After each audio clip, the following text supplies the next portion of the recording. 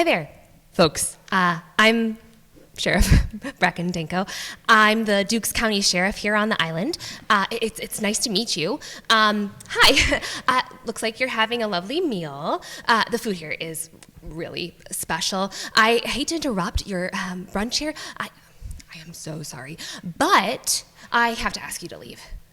And you know they will comp your meal. And I think a gift certificate or a voucher too for the inconvenience. It's a shame. I am sorry, but the gas company sent me here to evacuate the building because they have a sensor that's in the kitchen. It's a remote sensor tied to their control center, and there's a gas leak. It's not a big deal, and they have a fellow on his way over to fix it. It's sure to be just a temporary thing, but here on the island, we take this sort of thing very seriously. So they phoned me, and I came straight over. Yep, that's right. The tourists gather their things and begin to leave. Thank you so much for your help with this. I don't want anyone coughing or lighting a vape or anything. Yep, I promise this will all be wrapped up in a couple of hours at most. I am so sorry about this. Thank you again, and please come back because the duck confit, well, you can't leave the island without trying their duck confit. They wrote about it in Bon Appetit magazine. It's worth the trip all by itself. Bye, folks. The tourists have left. Sheriff Danko sits at the bar. Gas leak, huh? There's no gas leak. I just didn't want those folks to see me drinking in uniform. What are those, Bellinis? Give me one. Sheriff reaches over the bar and takes a Bellini and downs it, grabs another and sips it. Hi, Sylvia. Oh, God, you have to change the channel. I can't watch Jaws right now. Okay, there's The Long Goodbye, Mikey and Nikki, The Last Waltz. Oh, The Last Waltz. That one. Thank you. Sorry, Sylvia. No, it's all right. I've seen Jaws a bunch of times. Bartender switches the movie on the TV above the bar to The Last Waltz. Lawrence Ferlinghetti reads a poem to a live audience on the screen. I have a great job. Such a bullshit job. Sheriff on an island with no crime. Worst thing that ever happened to me was when I accidentally locked myself in a cell over a long weekend. I love this job. I love this job.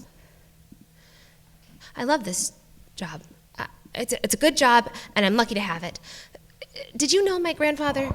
Yeah, I was a little girl when he died, but I met him. He was a good man. I was proud of having him as my granddad. Great sheriff for this island. No such thing as a good cop, you fascist piece of shit. Sylvia, please. I am having a very bad day. Look at, where is it? My locket. I had it in my hand. I always wear it on duty. Did you see me drop it? God damn it. Fuck. Where is it? Shit. I'll look for it later. My granddad looked so handsome in his uniform. These new uniforms, I look like a fucking clown, like I work in a parking lot. You sure do, you gold-bricking brown shirt asshole. Sylvia, don't say that to me. I break up drunken fights on the beach. I handle a little bit of domestic violence. Most of the time, I'm just sitting on my ass, and everyone likes it that way. God. This morning, these nude weirdos out on Moshan Beach call me. There's a body on the beach. I go down there. Not so bad. Looks like he's just sleeping. I go over to him. Not sleeping. Nope. I get a little closer, and a fucking little crab crawls out of a hole in the guy's skull. I nearly lost it. The wages of sin is death, Sheriff. Oh my God, Sylvia. Shut the fuck up. I'm sorry. You're right. It's part of the job. I get paid to do this. They're down there right now. I had to leave. I have to go back. There's all this paperwork and phone calls, and God, I'll have to talk to the newspaper. I don't want to do any of this. My father was a lawyer. Why did I do this? Sheriff drinks another Bellini and leaves. I hate the fucking band. Put Jaws back on. Scene 2, Cabinet's Jennifer's house. Jennifer sits in a wooden, high-backed chair facing her open laptop and a stack of large cardboard boxes, Pringles, with a desk lamp pointed at her. Behind her is an air hockey table with 4 folded lawn chairs resting against it. It's Cabinets Jennifer, and this is Cabinets with Jennifer again. It's been a few months since I made a new video, and I have paused my Patreon for the last month as an apology to all of my generous patrons. I'm sorry it's taken me a while to get this new one out. You can see behind me that I do not have a new cabinet to talk about today. So let's talk about an imaginary cabinet, since I don't have any cabinets to talk about. First, Through Glass Darkly, and then maybe later we can do a face-to-face for subscribers. The love in your heart is kept in an empty drawer. To what extent is the soul a drawer? To what extent is the soul a cabinet? What is kept inside the soul? Is love kept there?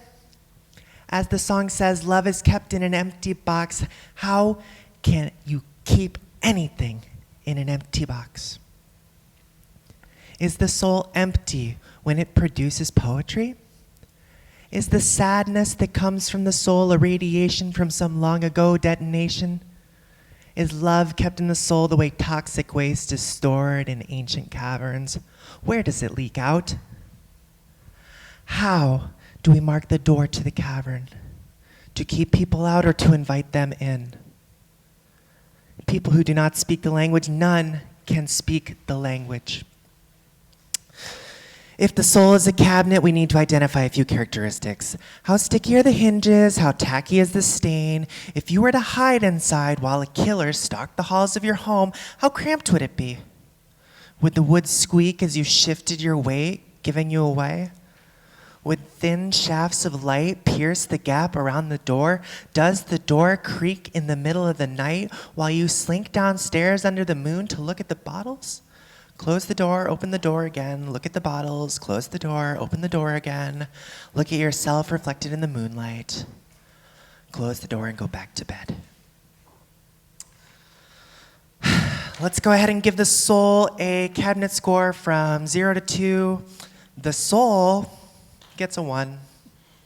Pretty good cabinet. I know I promised to do a piano bench episode when I hit 10,000 subscribers, and I will, but I'm having a hard time coming up with piano bench ideas, and I don't have a piano, and I don't have a bench. When Cubby Hubby hit 10,000 subs, he didn't put out his credenza extravaganza for 6 whole months, and you idiots love his ass. So I'm gonna take my time with my piano bench. You know, I've emailed him on more than one occasion with concepts for a collab, and what he does is that he takes my ideas and he does them with the bookshelf elf of Guelph. Or Diane Armoire, or fucking Inconsolable. And I have to sit here and pretend that I'm happy for him. Edit point. Cubby Hubby's most recent video in his Things Like a Cabinet series was excellent. Go check that out. Link will appear right here. Later this week on the live stream, we're going to be doing a react video of the Nick and Harry collection at Restoration Hardware's legendary Stickman event. I will not be attending, but I will have the video up so we can experience the thrill, the confusion, the fear, the loneliness, the sadness, the white oak, the rattan, all in real time. Don't miss that. Donations on the live stream will go to RAIN, the Rape and Incest National Network, as per usual. Last time we raised $150. Let's see if we can't do a little better this time. They were kind of upset at me at the Women's Domestic Violence and Abuse Shelter when I sent them the Zelle transfer. I would really like it if I weren't their least favorite person over there, which shouldn't be this hard, all things considered. I got into this for the same reasons as everybody. I went to Jennifer Convertibles as a kid and I saw this tiny little white sofa transform into a bed. It was magical. The dumb, cold box looks mundane, but then inside you have no idea until you see for yourself. What's inside me? How do I open the door? Can I, Jennifer, be converted? Can I become larger than myself? Am I bigger on the inside? Do I even have an inside? A body without organs? A dresser with no drawers? Like the fake little handle attached to a piece of wood under the lip of a sink, masked to appear functional. To my shame, I see the imminent death of 20,000 men that, for a fantasy and trick of fame, go to their graves like beds fight for a plot. Whereon the numbers cannot try the cause, which is not tomb enough to know incontinent to hide the slain. What can you even put in the earth? Is the earth a cabinet? When I'm buried, will my coffin hold on to anything at all? This house, is this a prison? Is this a tomb? Is this an enormous cupboard? Am I the Indian? Shit. I can't afford to fight decolonization. Edit point.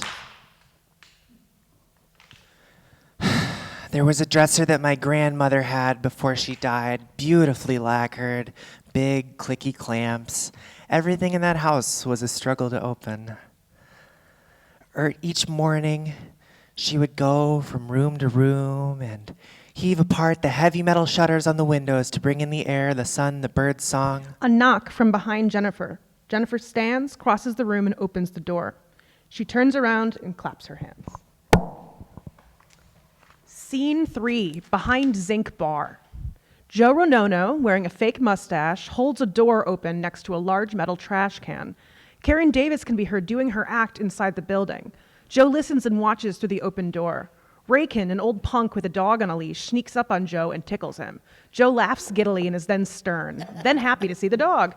The door closes, silencing the sound from the stage inside the building. Show happened right now. Is this cool? Karen just began her act. Do you... No, I got that shit. Come on. Rakan looks around suspiciously and hands Joe an unmarked white box. Joe takes the box, removes a clove cigarette, and lights it. Joe relishes it. A filthy habit, I know. How do you do this magic? I take regular tobacco, sprinkle ground cloves all over it, roll it up. It's just clove cigarettes, Joe. It's weird that they're illegal. They've got like ketamine and shit, Joe. You sure this is all you want? Keep it for personal use. Man, I don't do none of that shit no more. Half of my life has been giving up shit that used to make me happy and replacing it with nothing. My dopamine's all fucked up, Joe. This one helps, I pray. Yeah, he does. And I do shit to supplement my neurotransmitters. Methoxytyramine, it's in cactus. I put prickly pear jam on my toast every morning. Nopales tacos. I have a cactus and little jar in every service in my fucking apartment, man. Looks like the gift shop at Albuquerque Airport, man. I gotta have you over for dinner. You know, I make my own ginger ale. The whole apartment smells fucking terrible. Hey, can you hold on to him for a second? I gotta go backstage and deliver a bunch of illegal drugs to the burlesque performers. And your boss gave me this. Takes a photo out of his jacket pocket and hands it to Joe. I need that back. I'll leave it on Karen's mirror. That dumb fucker will be sitting in Princess. I'll be right back. Rakan takes back the photo, goes through door, leaving his dog with Joe. Hello. You're quite handsome. I used to live with a dog. He was smaller than you. I hope you don't mind the smoke. These are both rare treats for me these days. You and the clove cigarette. Do you understand me? I feel like I understand you. You're warm. You don't like the smoke, okay, I'll put it out. I like you better anyway. No one understands anyone, do they? Woof. We are all of us in a city of house-sized stone blocks, dyed black and arranged in an irregular square grid, suggesting a network of streets which feel ominous and lead nowhere. Our words echo back at us unheard, unrecognized. The same rain falls on all of us, but we can't even agree on a word for rain. Do you have a word for rain? A word is like a trap for a rabbit. You catch the rabbit and you throw the trap away. But you don't trap rabbits, do you? Have you ever caught a rabbit? Are you a friend of mine? Scene 4, Zinc Bar. A spotlight on Karen Davis with a microphone on a stage in the middle of her act.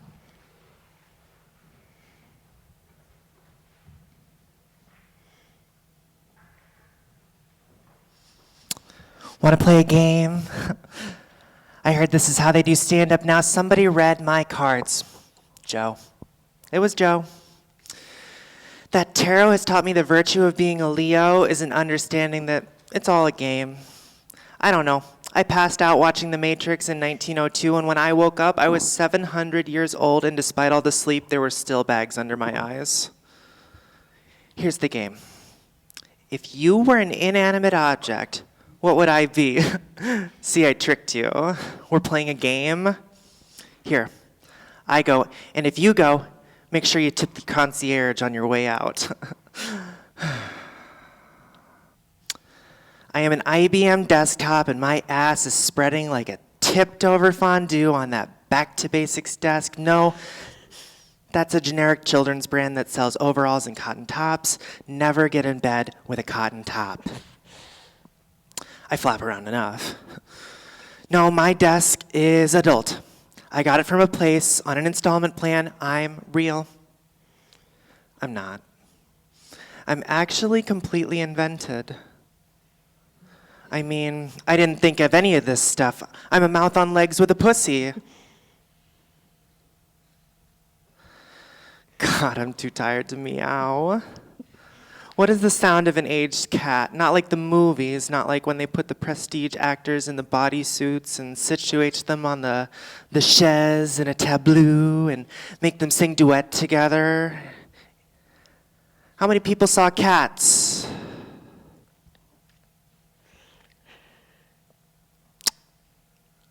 I don't care. So I'm back in therapy. This time it wasn't court mandated.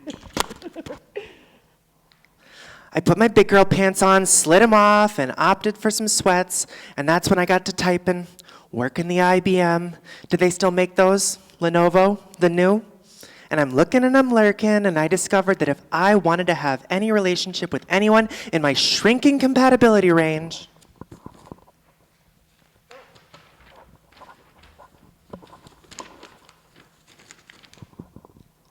I was gonna have to start talking, not walking.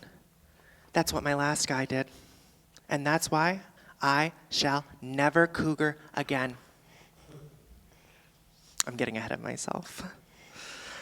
I'm not. I wanted to say that I am also working on something myself. I don't know. I might have mentioned that I took up with a younger man. Yes, he was younger. I was not surprised. I was not threatened. I saved that part for much later. I can do a six-pack these days. I won't lie until I do. I fell into a dubstep hole last night. I don't even know what dubstep is. Ram this a jam by. That was a lyric. I need to vet the wine better at the store. I need to refine my wine. He was 27, he worked for Google, he was a plow with a computer for a cab. I was pushing 40, and my apartment was far away. I had given up entertaining you. I was floating into the night, I was hovering over the bridge.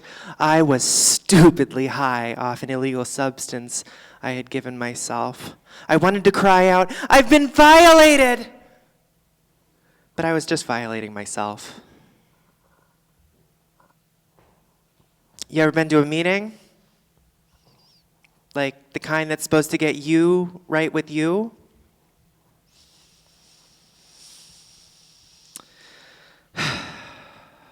That was like a consent check. Nobody checked my consent. They could see I was vulnerable, ready to learn, ready to organize my sock drawer. I was too stoned to cry over the dead, so I arranged my knickknacks instead. I put them out on the street. Well, jokes. The improv is supposed to lead to more jokes. I am a joker. Boom, boom, boom. Damn. Confused goblin in front of the Joker all over again. This butt is broken. Stockpile laxatives before the douche takes the porcelain to the big house. I just told you 6 jokes about the president, and all I got was this lousy cup of ice. Keep searching. Buy used, stay in the market, on the market. Sorry, I burnt my tongue on the ice. I'm a mess. Peace in the... I won't even go there. What's that? No light?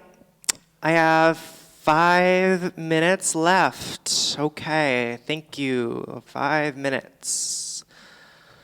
I heard home furnishings, I heard meeting, I heard big house. I can't see Joe, I can smell the front row.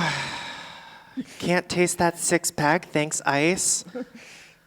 I can feel the hard metal and plastic of the microphone and the soft, scratchy polyester of my blazer. I'm a joke. Here's a story. Let's go back to the 90s. Got my Reba compact discs from the flea market. Selena, John Cicada. Got my Sharpie, keeping sharp. Had to sign my name on my CDs so that my sisters wouldn't steal them, lose them, scratch them, resell them at the flea market at a significant loss. Practical young woman, sisters. Yes, 2 sisters, identical triplets, the Davis triplets. If you thought you never met an identical triplet, well, you have. And you can meet her again in the lobby. I will be signing John Cicada. I've talked in my act before about my sister Lindsay. You all love Lindsay. Everyone loves Lindsay. Thank you. Beautiful big house on Long Island, beautiful husband, beautiful children, yoga, victory garden. Back then in the Clinton administration, we were a little more identical. Strap in. Wait, you're not having that much fun. No, I mean, don't fall out of your seats. Hold those close to you. There was a boy. And me and Lindsay and my other sister Jennifer, we all loved this boy. He thought we were pretty great too. He would call on the phone, landline, curly long cords, stretching from the kitchen into the hall, and then later, the cordless phone in the privacy of the bedroom. Legs kicked to the ceiling, poster of John Cicada. Bye-bye, birdie. And he wanted to talk to all 3 of us. So we'd pass the phone around until we didn't. Jennifer would take my CDs, and Jennifer took my fucking man. I graduated, I left, I didn't talk to Jennifer for 10 years. Seems silly now, right? To hold a grudge from high school, I can't hold a job, but by God, I sure can hold a grudge. I've made up your mind.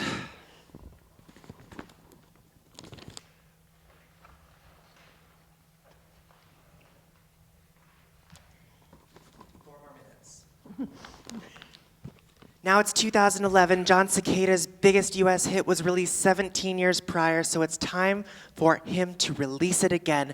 Shout out to my entomologists and my shut-ins. Crunch, crunch, crunch. Under my shoes, I'm just standing out in this lucrative and prestigious field, and I got a big break.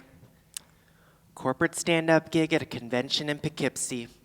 Money, Poughkeepsie. Just another day. See, I'm about to get thrown out of my apartment because the rent is too damn high, and this might have saved my beautiful flat white ass from nameless indignities. My sister Jennifer lives in Poughkeepsie. Whatever, I pretend that she doesn't. I hop on the train and upstate I go.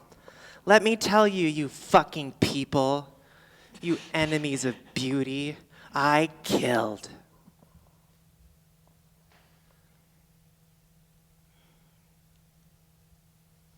Those makeup lady salesmen or whatever, they ate me up. A little winter. Nuclear fucking winter. Ladies, fall out. March, march, march. We all went straight to the hospital. The hotel bar, I mean.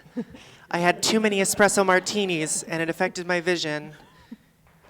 When the drink is free, you drink what you're handed, jitters notwithstanding. Caffeine makes me punchy.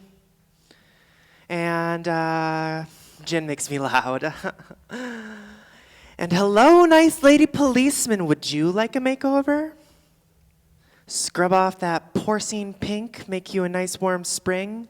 Springtime in a small town upstate. Suey. Would you like an espresso martini? Whoops. Oh no, let me clean that off of you. Nice gun, by the way. Ooh, it's sticky. Hey, get your hands off of me. You call this hospitality? You call this Poughkeepsie? Rattle, rattle, rattle. Clang. Stomp, stomp, stomp. Sit, stare, count every concrete brick. Listen to two girls snore. One fat, one thin. Lights too bright to sleep. Bologna sandwich. Bologna! Make a better pillow than a sandwich. Cement bench too hard to sleep. Piss in front of strangers. Kill a pinch bug with the strange orange flip-flop you were issued. It's too cold to sleep. Snoring girls at night. Can't see the judges until Monday morning, and it's Friday. Anyone you can remember?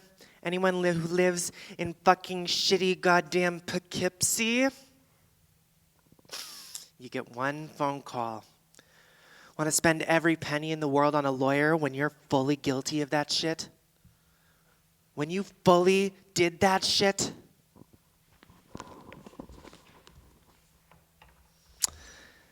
Davis, yes, you're going upstairs. Click. Shackled hands and feet, shuffle, shuffle. Here's a blanket, sheets, toothbrush, toothpaste. Hell, the hotel doesn't even give you toothpaste unless you ask for it. Why do I have to ask for toothpaste?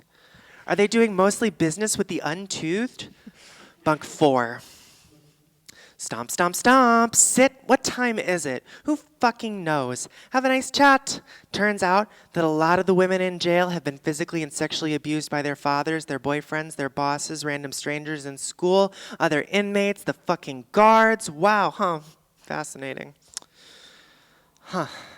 Oh, did 12 hours go by? It's lights out? Put your fingertips under your head. Don't lay on your side unless you want your hip bones to poke clean out of your skin by morning, pinched on that metal bunk like the pinch bug you killed.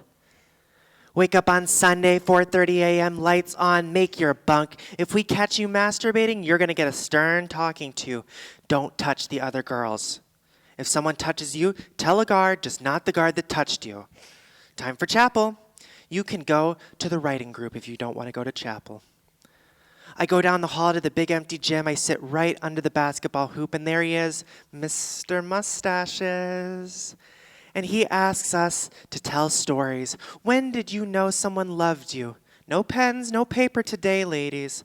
This is a mental, skull-bound writing class. We are going to sit around in a circle telling stories, and when it gets to me, I'm good at this. I start going, and I'm getting laughs. These girls are sweet. They love me. They think it's smart and funny, the untoothed, and I've got my foundation blended right for once. And Mr. Mustache stops me. Karen, please. You do not need to be funny. We don't need to be strong here. The light of beauty shines from inside of your immortal soul. You are not an animal or a machine. You have the incomprehensible, invisible nature of creation and salvation within you. Just tell us the truth. And I looked him in the eyes and I believed him. I asked to make a phone call, and Jennifer came and picked me up. She gave me a ride to the train, and I sat down on the train, still thinking of espresso martinis and bologna in my hair. And I fell asleep. And then I was woken up back up by... No, that couldn't be. Mr. Mustache? Talking on a flip phone?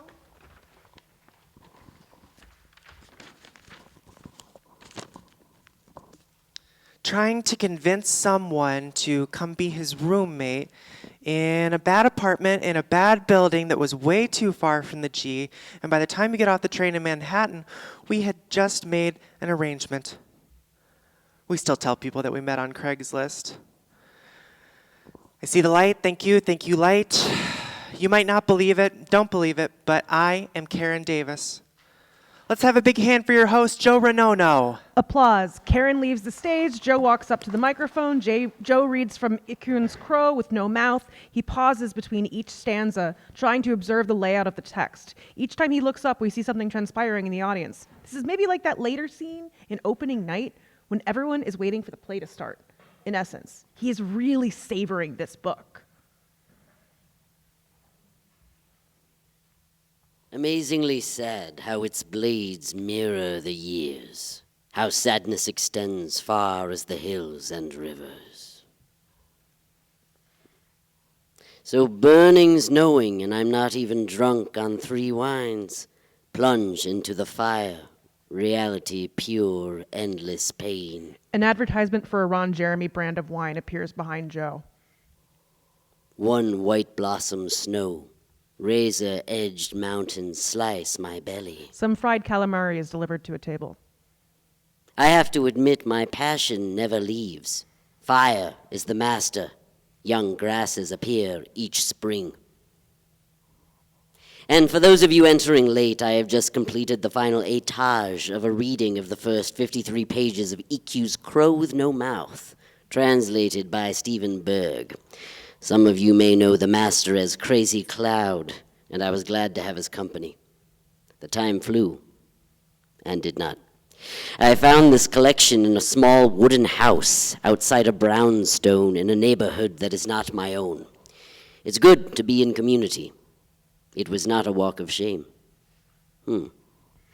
My watch tells me we need to be wrapping up for the improv slam scheduled at 9 p.m., and I believe the young server, Joanna... She mumbles something as she clears a plate. Joanne, apologies.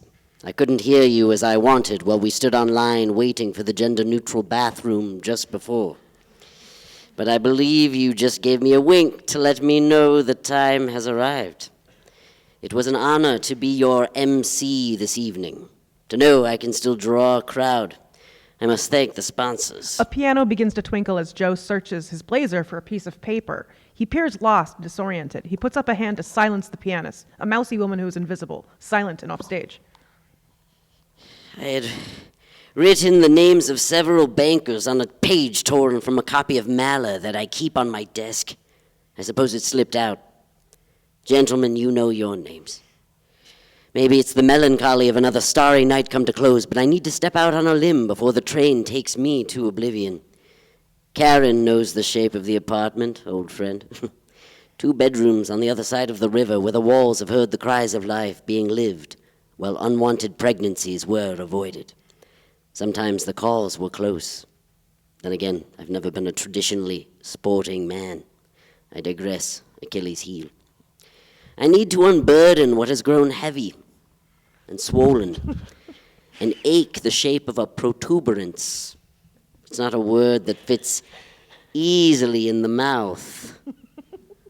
So many nubile voices sharing truths. Shayna, Colin, Kenny, the burlesque performer, Mix, Brat. But I'll tell you, I wonder if this is the language I no longer know. Their feet firmly planted on these well-tread boards and ergonomic shoes that take me by surprise. Wide, proletarian pants that defy the erotic possibilities of a well-shaped calf. What are you hiding, big head asks little. More than one debut by my count, and once. You've tasted the sweet pearl of the cabaret, can never be unknown. Tradition be my tutor. Every night I take the stage, I like to think this is what they mean, those bards who have guided me on the path, whispering through the darkness of the unemployment portal, legacy, legacy, legacy. Can you hear, children? I know that some of you follow my work, and to others I'm an old man past his prime. Maybe you've seen the 2012 documentary Lusty Flashlight, and by God, we told the story. By God, we got it right. I'm not here to offer a resume, as I'm no longer here to tap the keg. I've never been one to stir the pot, but I have again and again dipped my head in it to taste the honey. I left the viscous to cake my beard. I never turned away from a leftover, and this is how we survived the crashes that I have known. A sexual tool falling to the floor in a room only lit by the moon as landlord had given the bird to Con Ed. I'll confess, I've returned to the words of men. In this mid-chapter of my journey, I have been needing the truth of my own body, even as I remain a committed ally to the soft others. I have always supported my strident and sometimes sinister sisters from the wings. What we did, those feminists and I their champion, in the shadows was ours alone. The holding that led to something more dangerous. Tensions released by palpating the shoulders, lower backs, and glutes. I was no trainer, even in my day of hay, but the pads of these fingers knew all the pain places and the pleasure ones too. The beauty and the bloodshed. But what of Joe? What of Joe, I ask, my namesake made feeble by the decline of the Connecticut pater and the White House on the hill? I have swallowed sad pills. They were neither blue nor red, but how could I know? I misplaced my spectacles somewhere on the way to here. Vanity, the gods did curse me with it. And when I finally found those specks in a wicker basket of expired condoms and Karen's scrunchies, I rejoiced for the frames. Put them back upon my face as though waking from a long dream.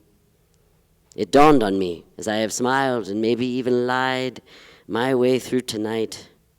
Perhaps I have been seeking kinship in the wrong rooms where I no longer belong. I need to revisit the earnest solemnity of my gift. We're not children anymore.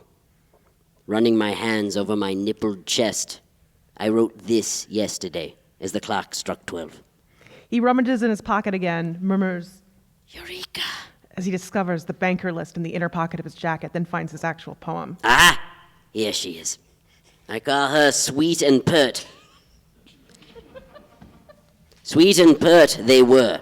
Barista, baker, independent film actress, student tour guide. The connection was not missed. If coupling was, in the end, indeed dismissed. I form a hard D. Miss slips inside. You thought it would go the other way. I, too, have holes. The offstage pianist begins to play, and Joe nods, taking her playing to be a kind of underscoring for his story. I don't discuss this often, Deb, but somehow you knew the song. I lost a dear friend 2 winters ago, Mr. Testy. He was 10 pounds, and the breed was Chi. What the Aztecs used to keep on their shoulders as they rode into battle, and together we put Quixote to shame. I guess you could say Mr. Testy was my partner on the journey. Faithful body, wise. It was the diabetes that took him, or liver failure. I didn't brood over the death certificate. The doula who saw him out was tall and shapely. I could see her breasts in her sweater, but it was not the day for that.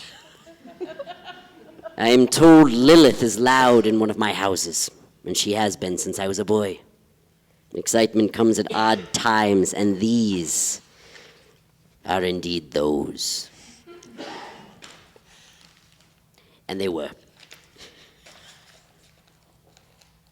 He was unhoused at an early age, and this left a mark, even before I opened my tall door to the little nave. He was an angel with mange, and a ruddy ball sack I left attached to his sturdy frame. And now he is an angel masquerading as a ghost, haunting the room where he made love to errant garments, avoided slinking cats and flies, and slept through unfamiliar orgasms that came and went as the seasons passed. We were happy in our melancholy. We were brothers in filth, more real than platonic. We did not bathe. We were men and dogs. He was the friend that I fed too much takeout. His leash was so long, eventually I threw the damn thing away. Elders in the village accused him of shitting in front of their houses, and we paid them no mind. We always thought there would be another day, another walk, another burrito wrapper to be licked, and strange women to be laid upon. Their long, articulate fingers providing scratch to belly, rub to hind, lips to lick. Affirmative voices speaking to us as mother does to child. But then the women left, and with them, Mr. Testy. I've hit my target. It's good to gather. It's good to touch hands and lock eyes. If you are sitting near a stranger, don't be scared to lay a hand upon their thigh. If you are sitting near a lover, let it sneak up. While the heat is still hot, my story is one of a fire gone cold. As couples in the audience share a kiss, Karen pokes her head from behind the curtain on the side of the stage, raises an enormous camera with a Sigma 300 800 millimeter lens, and snaps a photograph of one of the couples without their awareness. And if you'll let me collect my hat, I'll see myself out. Where's Karen? Hit it, Deb! Blackout. Scene 5, green room. Joe sits at a vanity, taking off stage makeup and his fake mustache, revealing a real mustache underneath. Karen knocks and enters, setting the camera with the enormous lens down in front of Joe.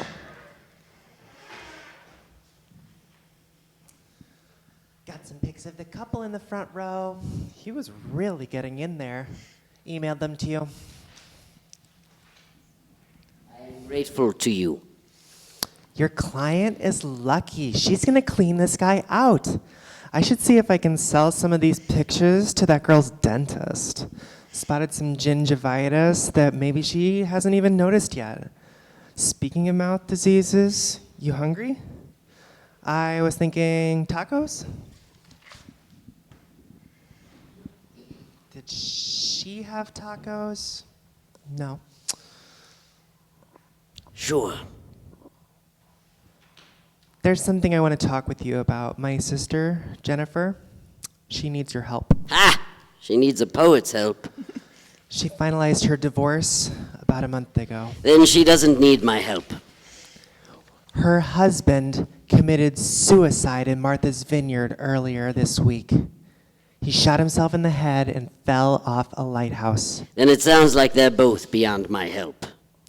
She thinks it might have been staged. That's not the kind of detective work I do. I take filthy photographs of philanderers, part-time, and I don't know that I want to do that anymore. 3 things are necessary for the salvation of man: to know what he ought to believe, to know what he ought to desire, and to know what he ought to do. I no longer have faith, desire, or plans, Karen. I'm pretty sure you still have desires. I feel as deflated as an unwatered house plant. My tendrils are shriveled. I am far from the light. I no longer have the force of will to lift my arms against my adamantine chains. She needs the life insurance payout. She can pay you $50,000 if you can prove it was murder. To make money is easy if what you want to do is to make money. I brought you a little help. Will you come in here? Hi, Joe. So it was not my imagination. You sat through the entirety of tonight's program. I had the Pacers game on my phone. Earbuds. Chef agreed to go with you to Poughkeepsie to talk to my sister. I'll drive. You'll take the train up. He's going to borrow my sister's car. Dale said no more police work. He says it gives him heartburn to think of me knocking doors. He wants me home and grilling. I'm just driving. No kibitzing. Retired permanently. Scout's honor. Left my notepad at home. Chef, you think I'm an idiot? You manipulate me like this because you believe I'm a clown, a fool, a child dressed up like a detective. No one is manipulating you. Jesus. You're being so fucking selfish. Chef is doing me a favor because Chef is my friend. Chef, who is so thoughtful and giving and polite. How was the basketball game? Was it more entertaining than the live theater that was happening in front of your face? Detective?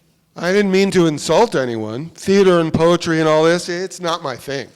We had planned to do your thing, but the retracting batons didn't arrive in time. There's some tear gas canisters that we didn't get to use. You can take them home in a doggy bag if you'd like. Yeah, this was a bad idea. I'm gonna go. Do you see how easy it is to make a policeman flee in fear? They're all cowards. Say that shit again. I don't care. I will break your neck. Turn off your body camera first. But look at me, telling you how to do your job. Karen, this is all they know how to do. Run away or threaten violence. Chef couldn't solve the jumble. I am sick of this, Joe. I need you out of the apartment. You read the newspaper, you get so sad you spend all day in bed. A friend gets a job and you're furious. I can't stand another second of this. I am sorry to be a burden on you. You are not a burden, but you are a pain in my ass. Joe, look at me. We are in each other's lives, all of us. Wrapped up together. I'm sorry you're sad. Chef and I like this world. So does my sister. And the miseries and injuries and horrors pile up for all of us, just like they do for you.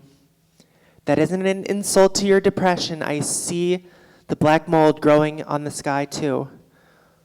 We can all smell the rot in our clothes and in the walls rising up out of our throats.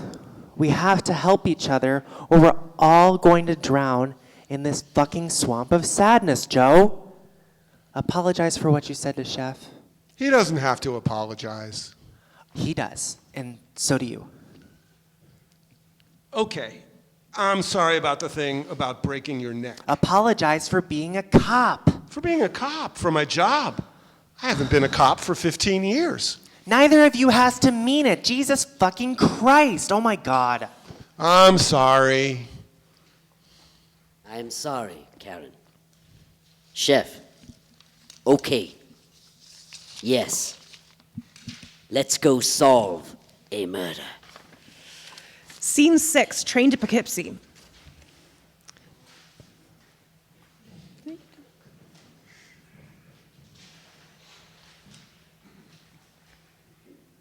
Joe and Chef sit opposite one another in a train car as the Hudson River Valley flies past the window. Chef looks at his phone. Joe looks out the window. Why did you volunteer for this detail? Karen asked for my help. And Dal asked you to stay home. Honestly, I do miss it. Being useful and solving. Please don't take this the wrong way, but you're a bad liar. What am I doing here? When I was working, my partner was, he was an idiot, weirdo, loser with bad ideas and bad instincts. I miss that dynamic. I found it productive. Hearing the wrong plan makes it easier to zoom in on the right one. So you admit that I am not the detective on this case? This is your show. I promise you, you are in charge. I don't have a New York State private investigator's license, so legally I can't help anyway. Right. You have a valid license, right? Yes. You better. You could get in real trouble working without a license. No need to worry about that.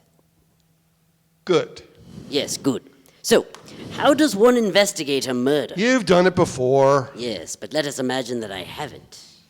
I want to know how you work. Everyone has a different strategy. It's variations on a single basic structure. Let's use an example. Pick a murder and we'll solve it. A murder. A famous murder from history. You know a bunch of history. Go ahead. The death of Christ. Okay, good. The crucifixion. That works great. We have a lot of info on that case. This is perfect. Okay, so we start. Who had motive? Who wanted him dead? Everyone. Even his disciples. Even God. Yeah. So that's no help. Next is opportunity. Who was there at the time, didn't have an alibi, could plausibly have committed the crime? Everyone. Even God. We're striking out here. This is rough. The last one, means. Who had the ability to pull this off? Only God. There you go. You just solved your first murder. This approach, it is too cold for me. It does not sing to me. Really? So how do you like to do it? I use a collection of investigative tools, rigorously and scientifically applied. Such as? The tarot, the interpretation of dreams, casting bones, examining the entrails of a chicken, the movement of the stars, scrying, tyromancy. What, like looking at the wheels of the suspect's car? I found evidence like that. No, tyromancy, examining the holes in a piece of cheese, or by noticing certain phenomena. Déjà vu, jamais vu, presque vu. Paying attention to the thin veil separating our world from the next. Oh, what? And you work divorce cases like this?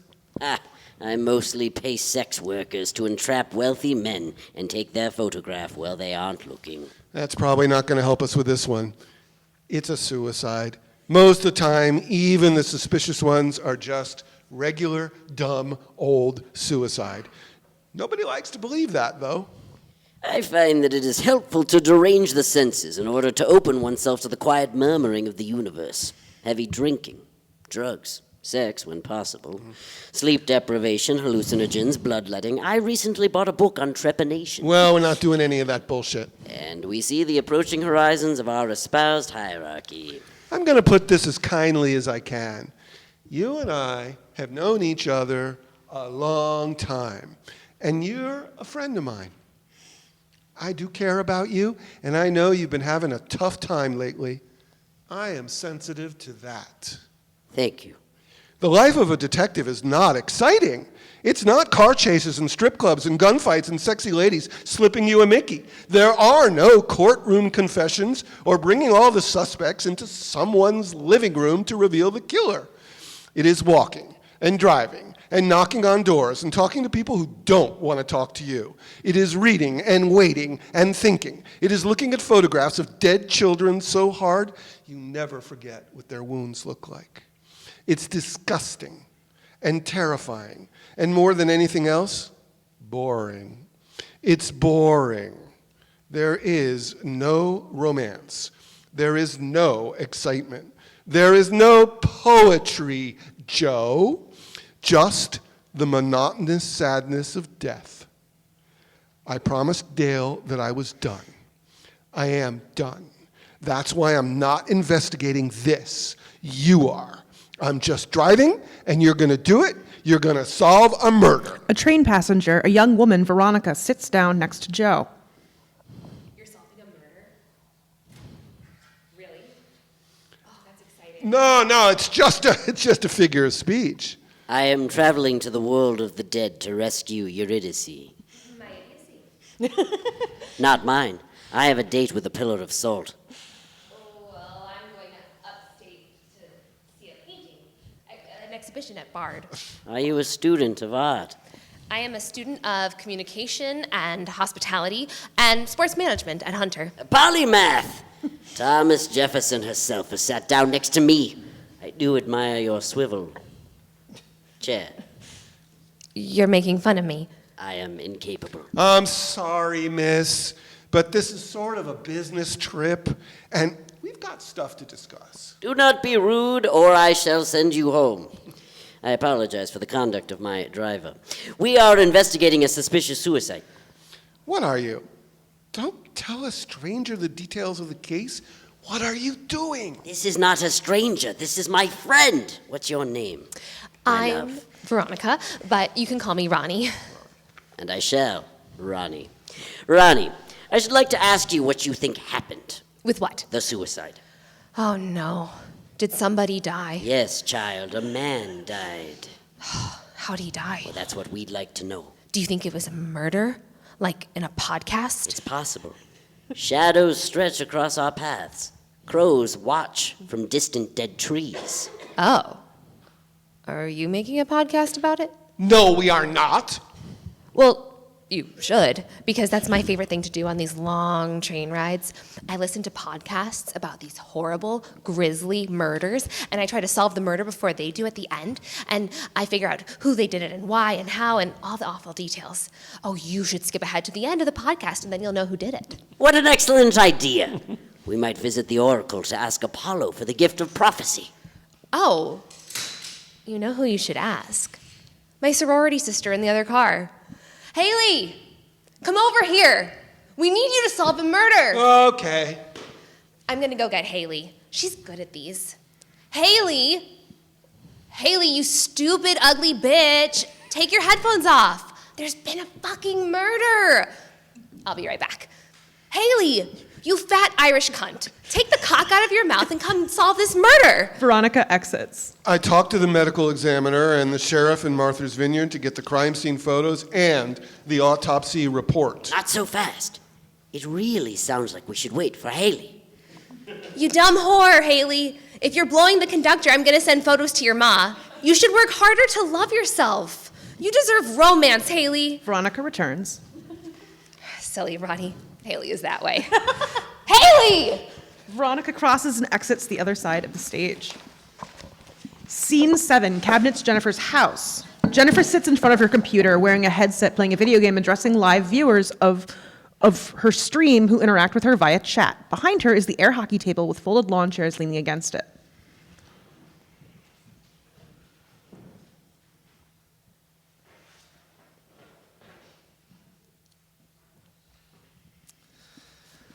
Streamer doesn't know how to play Sims 2. What is she doing? Streamer, she's wasting her time with social interactions. We're here to look at user-generated vitrines. Focus on the vitrines. They have transparent textures. Streamer! She just wants to make the guy Sims woohoo. Streamers fujoshiing out here on a charity stream. Shut up. Oh my god, look at me. Here.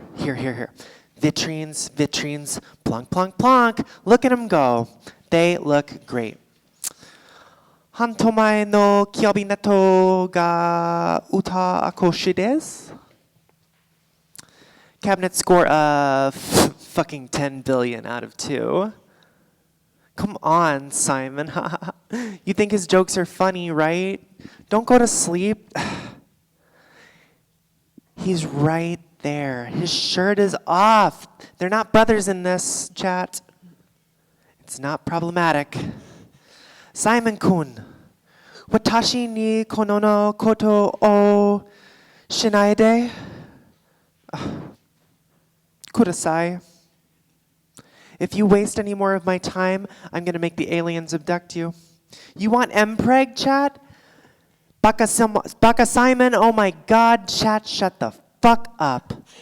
Don't you dare ding me for yaoi on a goddamn charity stream. They're going to age restrict me, fucking blue sky leftists. This isn't for them. This is for me. I get to have something nice once in a while. Did you fuckers swat me? If I get shot in the head by the pigs on a live stream, I will never forgive you. Jennifer removes her headset, throws it at the computer, and crosses the stage to open the door. Oh, hi, please, come in 1 second. Take off your shoes. Jennifer runs back to the computer, holds the mic of the headset up to her mouth. Joe and Chef enter, remove their shoes. Chat, I have guests, so I'm going to turn up the speed and let Simon and Theodore live their lives for a little bit. I will be back after this quick commercial break. Jennifer drops the headset and begins unfolding the lawn chairs. Hi, sorry, please have a seat. Do you want something to drink? I have fizzy water. Thanks, nothing for me. Do you have Kirschwasser, Luxardo, Guignolé, Vishnavka, Ginginia? I think I have Kirahira. Bless you. Will you join me for dinner? We would love that. I have to dip out for just a sec. Just a little errand. Jennifer, Karen said we could borrow your car? Sure, the keys are on the air hockey table. Jennifer dashes to the kitchen, dishes bang, glass shatters, cursing. An errand?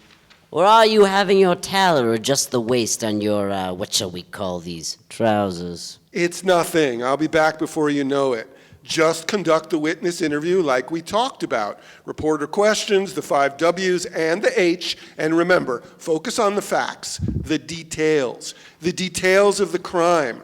The crime, Joe, recorded on your phone. I do not possess a mobile. Fine, write it down. Here, use my notebook. Left at home, and now astral projected into my eager grasp. You got me. Nice solve. I will be right back. Chef grabs the keys and runs out through the front door, slamming it behind him. Jennifer returns with drinks and checks in on the computer. Why are you peeing on the floor? Pee in the toilet. Right, okay, here's your drink. Thank you. Shall we? Yes. You should know I can only pay you $5,000 if you can't prove it was murder. I understand. The insurance pays out $10,000 for suicide, but it pays out $500,000 for murder. Then let us pray that your loved one met a violent end at the hands of a madman. I don't have much anymore. I don't make much. The YouTube channel is pretty much it. I've got this house and the car and this air hockey table. It converts into a billiards table and a ping pong table with extra parts stored inside, so technically it's a cabinet. The hubris of man. The medical examiner is supposed to make a final determination of cause of death next week, so I need you to work quickly. If that's all right. I have some questions for you. Of course. Joe, opening notebook, clinking pen removed from jacket pocket. Do animals feel love the way that humans do? You know, I was never really a pet person. We had a cat in the house when I was a kid, but it died when my sisters and I were very young. It kept running away, and my mother would drive around and find it and bring it home, but it was a black cat, so who knows if it was even the same cat every time. One time, she brought the cat home, and then another one showed up, and then we had 2 cats for a while. Then they both got eaten by coyotes. I wouldn't be able to say. I guess it depends on the animal. Thank you. Tell me about your husband. We met in high school. He went to West Point, and then he was sent to Iraq. And then he came home, and then he went back, and then he came home, and we got married. And he started teaching at West Point after we moved here. It's a long commute, but the houses are affordable, and I can take the train down to the city, switch to the Long Island Railroad, and go visit my sister Lindsay. He said that he liked being far from campus, where he didn't have to worry about running into the cadets. And then 6 months ago, he quit his teaching job, he left the Army, he asked me for a divorce, and he moved out. The divorce was finalized about a month ago. I kept the house and the car, and he kept all the furniture. It was the only thing he asked for, so I couldn't really fight him on it. And then the other day they found him. They said he snuck up to the top of the Gay Head Lighthouse in Martha's Vineyard in the middle of the night, shot himself in the head, fell over the railing, and rolled down the hill. Someone found him on the beach the next morning. Little crabs were eating him. I am so sorry for your loss. It's very lonely here without him. I don't know. I didn't think for a second he would do something like that. What reason did he give for wanting a divorce? He was angry all the time, but it was like it was out of nowhere. He started having trouble sleeping, headaches. I think he didn't like that I don't really leave the house anymore. After COVID, I sort of got used to staying home, making my videos, shopping online. When I have to go out, I wear a mask. I sometimes have anxiety problems, paranoia. He said that he hated leaving me at home, but he loved to travel. Hiking, visiting historical museums, landmark sites. He could talk for an hour off the top of his head about any subject. Brilliant. And then the next day, he wouldn't remember we had even had a conversation. Infuriating. We got into a big fight because he wanted to visit a park in Montauk that used to be a military installation disguised as a little town full of fishermen. He ended up going without me.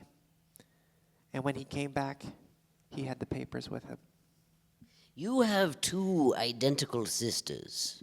Is it possible there are additional doppelgangers who may wish you or your family harm? No, it's just the three of us. Davis Triplets. There is a chance there are additional Davai abroad plotting your destruction. The shadow self grows wicked in neglect. Perhaps thousands of you, cached in the cyclopean masonry and perverse geometry of the crossbeams of ancient New England architecture. A ding is heard from the kitchen. The noodles. Jennifer goes into the kitchen. Joe produces a small candle, sets it on the air hockey table, and lights it.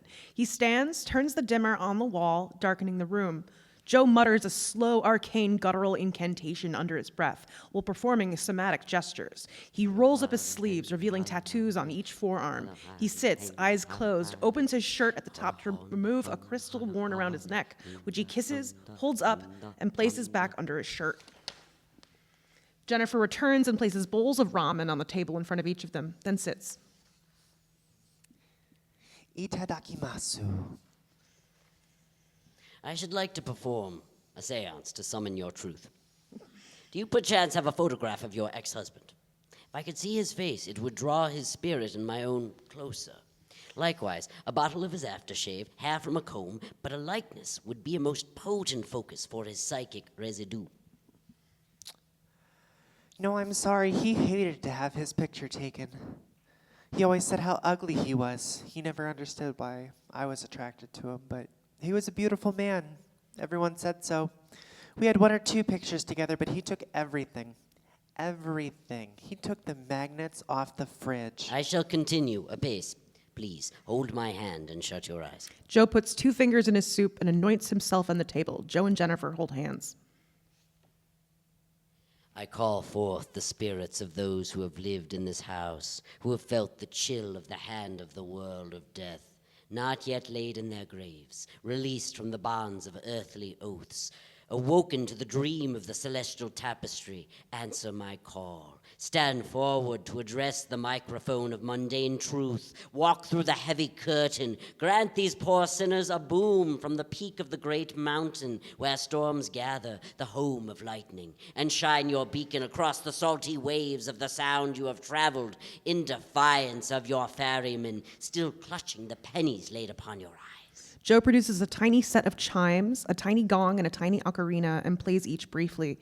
Jennifer has some of her soup, then holds Joe's hands again. Place the crown upon your brow. Approach this divine light. Bask in the beauty of the world of life once more. Upon the foundation of your earthly home, within the castle of your kingdom, I evoke you, Knight of Swords, with a single question. Did you end your own life? 1 knock for yes, 2 knocks for no. 3 knocks come from the door. Jennifer is startled. She stands and goes to the front door, shaking with terror. She opens the door. Chef enters and turns on the overhead light. We all set here? Ooh, noodles. Scene 8, Jennifer's car. Chef drives in the car with Joe in the passenger seat. Tramp by Otis Redding and Carla Thomas plays in the car sound system. We should have discussed protocol for selecting the music to play on this journey. You don't like Stax records? This is my current mood. Morrissey's The More You Ignore Me, The Closer I Get plays. Chef turns it off after a few seconds. While driving, he switches the music to a funky Stax instrumental. We need detective music. I am no detective. No, Joe, you promised. You are trying. Remember? Repeat after me. I am the world's greatest detective. I am the world's greatest detective. The wicked fear me. The wicked fear me. No act or word or scheme is secret to me. No act or word or scheme is secret to me. My powers are supreme, and none shall defeat me. My powers are supreme, and none shall defeat me. Even those who plan in silence some evil deed cannot hide from me. Even those who plan in silence some evil deed cannot hide from me. Discernment lies in me. Discernment lies in me. Feel better? Feel better. Good. Let's talk about conducting suspect interviews, interrogations, hostile witnesses. We may need to prepare talismans or amulets to ward against the evil eye. Wolfsbane, Tannis root electrum. I'll construct a charm. I think there's a grove of holly trees up ahead on our right. Pull over here and give me some of your hair and blood. Here, give me your hand. I'll bite you. No. We are going to ask questions without revealing what we already know or what we might suspect. This is a battle of information. If he learns what we want him to say, then he may say it, and we're screwed. He can't get more out of us than we get out of him. We should try to read his mind. I'll handle the mind reading, and you ask the questions. I cannot promise that I will respect the boundaries of his mind. On occasion, I experience spontaneous, unintentional psychic communion. Must be nice. If you feel the skin on the nape of your neck warming, that is the gentle caress of my wandering aura.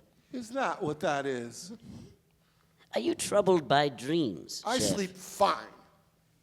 Jennifer said he struggled to sleep. We may be chasing a succubus. Or maybe he did something he shouldn't have.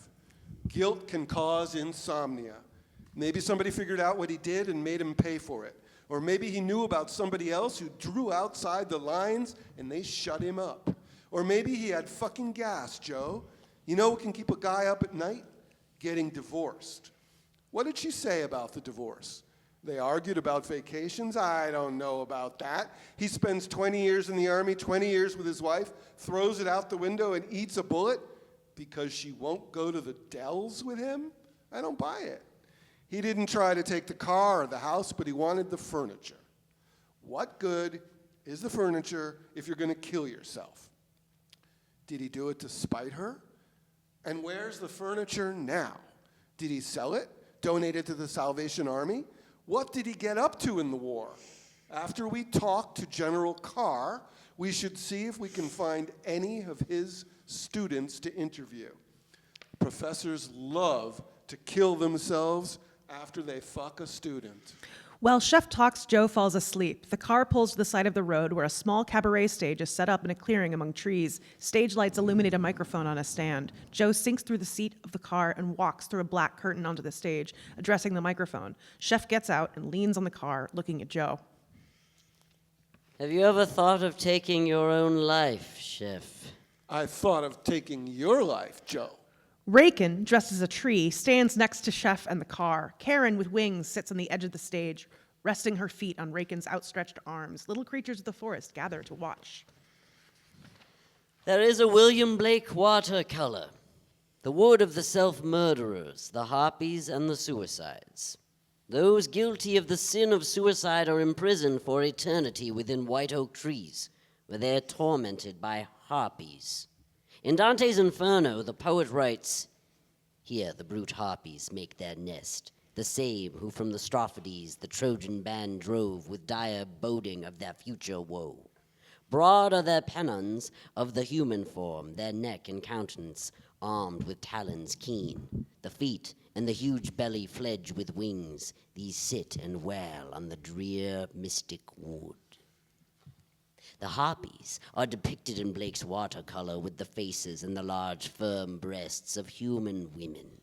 Men are trapped in these trees, strong bodies that are not their own, forever doomed to stare up at women soaring above or perched on a branch, drawing blood from the wood with their talons. The damned can neither live within nor gaze upon the human form, nor take pleasure in the fruitful intercourse of God's creations. They can only wail and bleed and wait, not for God's kingdom, but for the graves to empty and for their former bodies, loose and boneless, to be draped on their outstretched branches.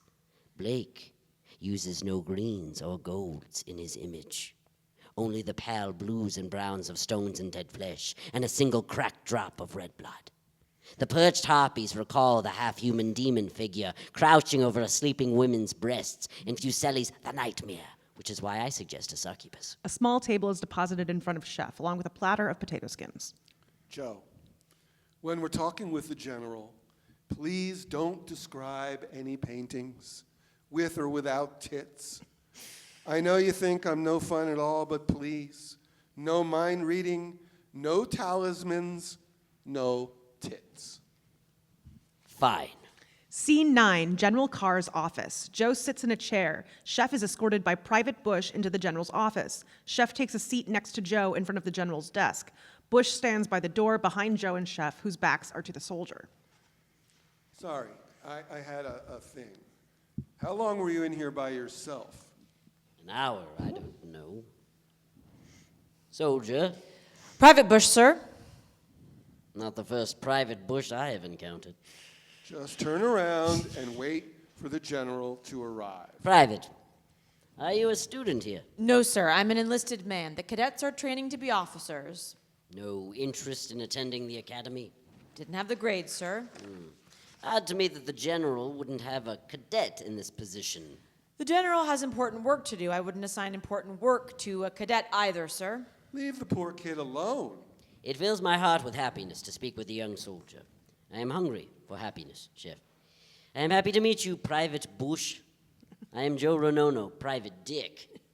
Shouldn't be too much longer, sir. I saw the general about a half hour ago. He can't be too far. May I ask, Private, how you got this responsibility? My father served with the general in Iraq, sir. A long, distinguished legacy. What did your father do in Mesopotamia? My father never told me what his mission was, sir. I asked on more than one occasion. We got drunk together, and he still wouldn't tell me. He said that's what it is to be a man, to keep your secrets. You know that we are investigating a suicide. Yes, sir. Did the MPs conclude their investigation? There was no MP investigation to my knowledge, sir. He was retired, a private citizen, far from any military base. I knew him. He was a good man. A good man. Yes, sir. Being a man, what is that? It means wanting to kill yourself and not doing it. It means sitting alone in an empty room and then eventually, over and over again, leaving. Malraux said a man is a miserable little pile of secrets. What's a pile? What's a heap? Is one secret a heap? I wouldn't know, sir. Chef, you were a sailor, right? Yes. I was in the Navy as a young man. Hard on you. They held us underwater with broom handles until we thought we would drown, to see if we could live with the stress. I understand the SEALs have to do it in handcuffs. I had to jump out of a helicopter into a lake. I was the last guy to jump, so by the time it was my turn, we were 20 feet higher up than the first guy when he jumped. Men suffer, and then they kill themselves. Well, Private, sometimes a suicide just looks like a suicide, sir. You know about Chester Bennington from Lincoln Park? He killed himself? Sure, I bet. He was investigating pyramids under a melting glacier in Alaska. He got too close to the truth. They kidnap children and make them polish the pyramid so it shines bright enough to refocus the sun to, melt the glacier.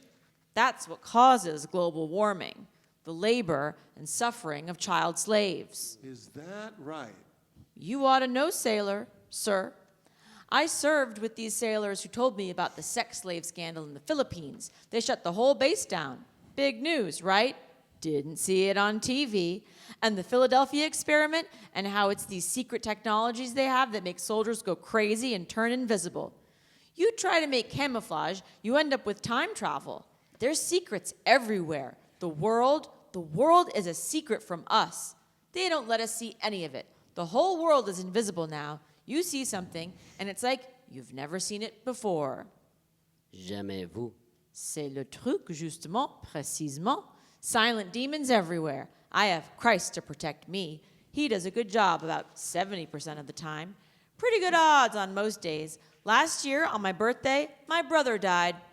I shot a guy every day between my birthday and my brother's funeral. General Carr enters and Private Bush stands at attention.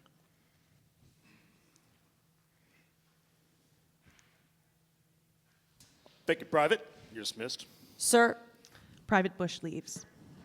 Gentlemen, Thank you for meeting with us. of course. I was the one who suggested to Jennifer that she hire an investigator in the first place. The MPs weren't interested. Local police aren't interested. She deserves better than that. He deserves better. So you have your suspicions. No. They deserve a little ceremony. The whole thing seems a little strange to me, to be honest. General Carr pulls a large binder out from a drawer in his desk and opens it to reveal large photographic portraits of soldiers in dress uniform. This binder has photographs of every soldier ever been under my command who killed himself. Used to get them framed and put up on my wall, but ran out of space. For every boy who died on the battlefield, 5 killed themselves. Every single one shot himself. Maybe something else happened to them too, but they all shot themselves. When you become a soldier, you get your photo taken in your uniform. You look at that picture when it comes in the mail, you look good.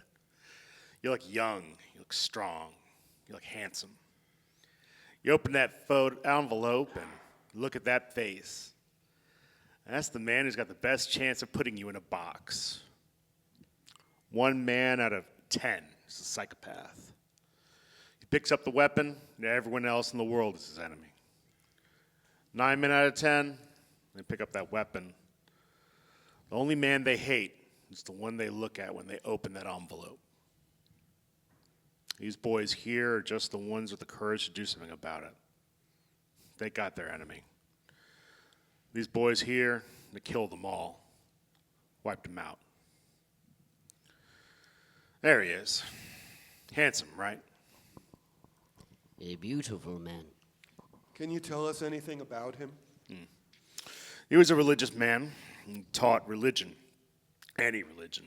Didn't matter to him. But a soldier's life is an affront to religion. Take a holy building, blow it up. Take a body, turn it inside out. Rob a man of every part of his mind that tells him that killing is wrong, that the world is beautiful. Fill the earth with landmines, fill the sea with battleships, fill the air with bullets. Numb the senses to pain. What is a religion? List of rules. Permission to break them. Like the army. Like a marriage. His students liked him? Everyone liked him. We threw him a party. When he retired, half the campus showed up. He didn't. Thank you, gentlemen. Please tell Jennifer that she's in my prayers. I'll show you to the campus bookstore.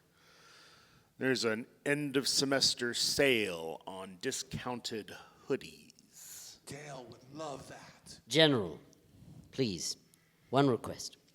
Might I sit with the photograph of the deceased for a moment? I believe it may serve our investigation. Of course. I'll send it a cadet to collect you. General Carr and Chef exit. Joe takes the photograph out of the binder and stands looking at it. Cadet Plunkett enters.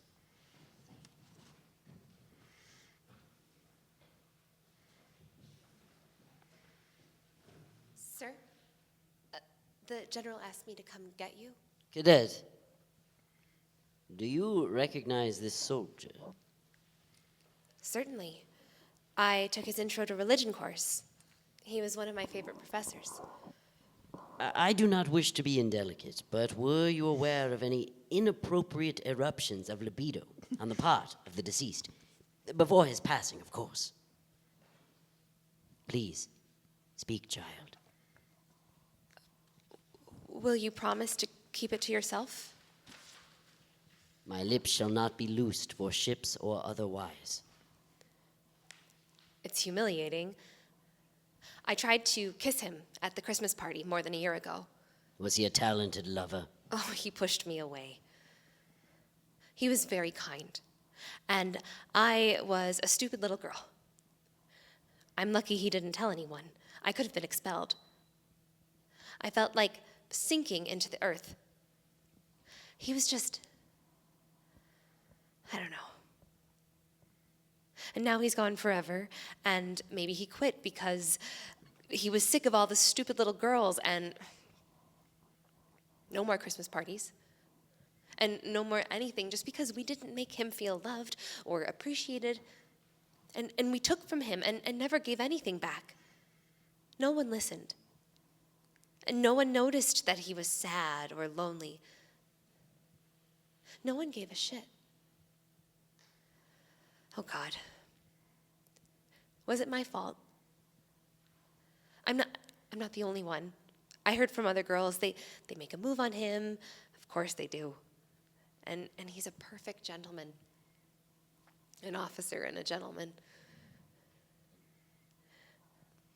He would never. So why did I think I was different or special and not worthless? Oh, God. I should quit. I should jump in the fucking river. That's what I deserve.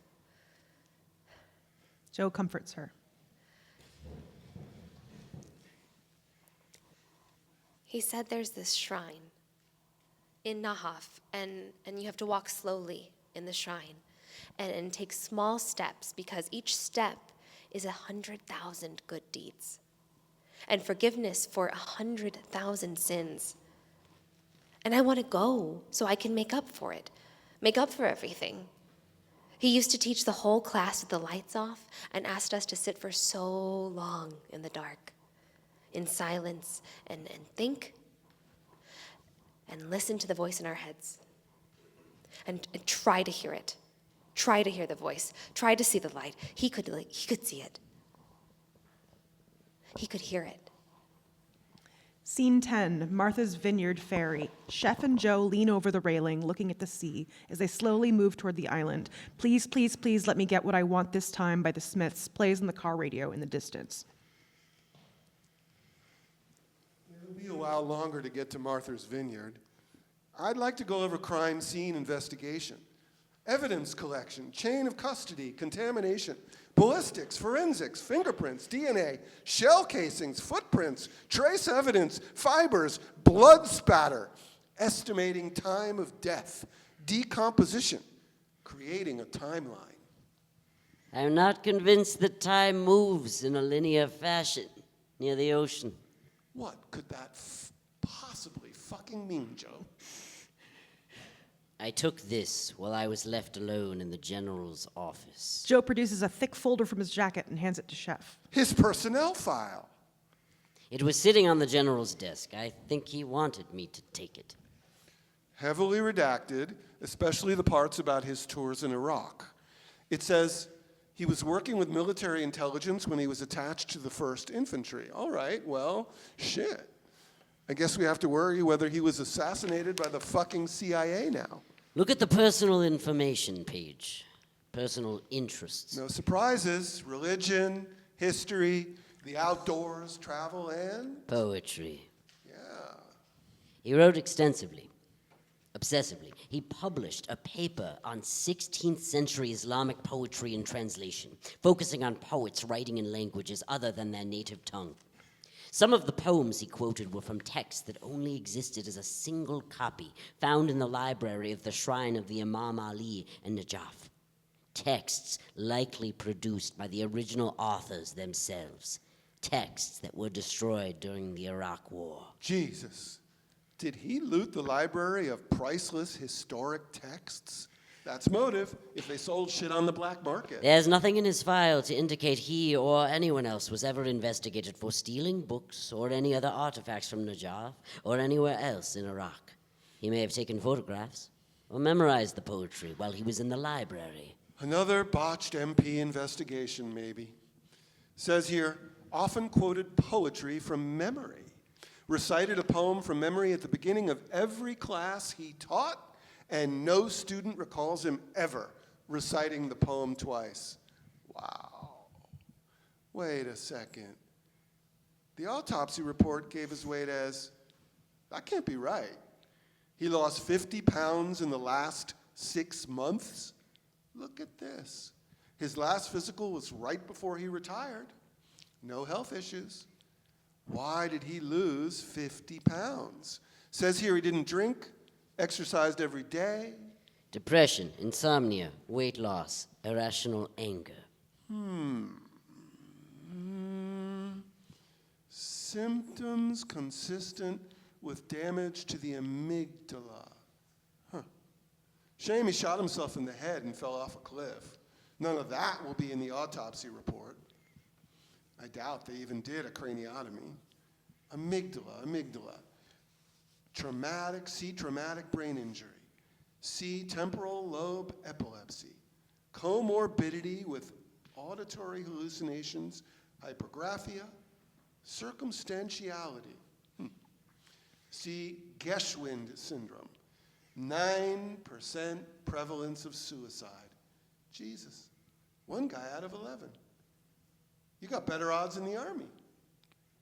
See hyposexuality, and less frequently, hypersexuality.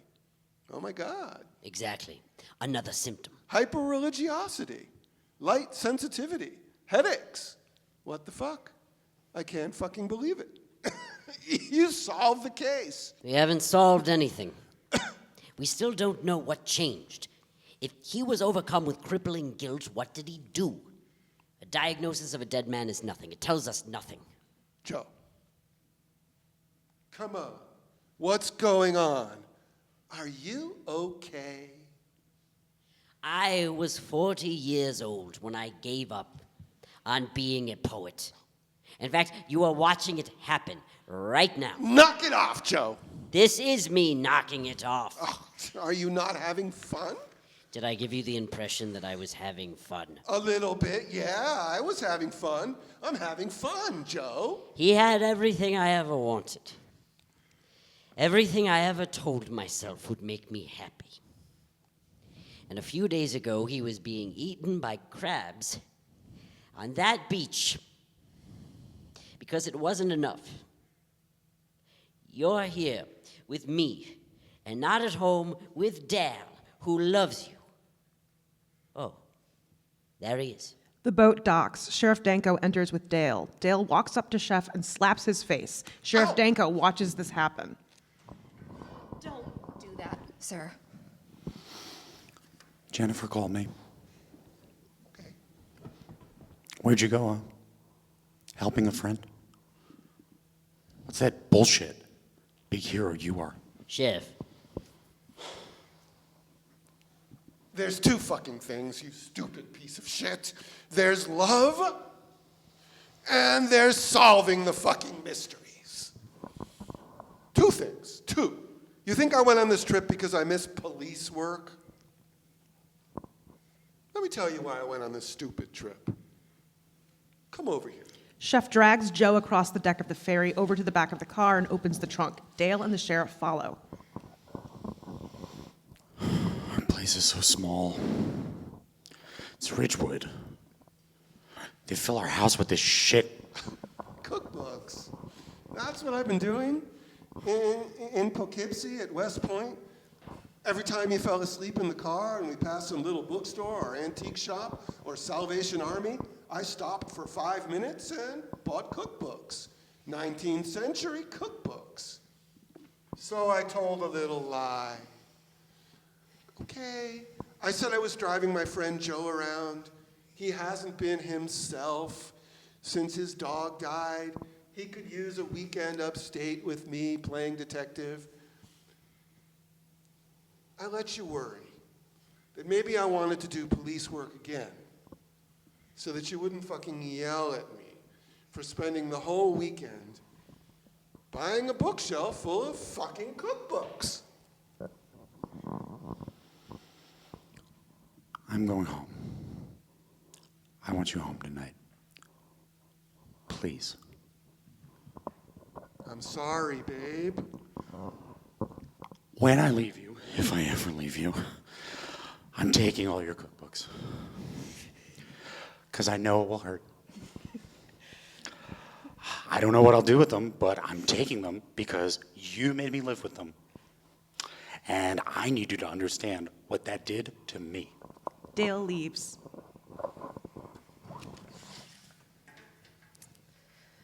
Everything gonna be all right with you and him? You two were here about the suicide last week, right? He seemed really upset. Do you want to? No, it'll be okay. I can handle that. Thank you for meeting us. I'm Chef. This is Joe. Sheriff Bracken Danko. Call me Brack.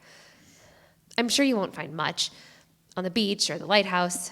State police came and helped out with the crime scene. Don't get much gun violence on the island, even suicides. Most people jump or pills. or drown, or razors. I hate it when it's razors. It's not as common anymore because they usually survive. I think people do their own research and they hear about how many people survive that, and there's scars afterwards. Not very attractive.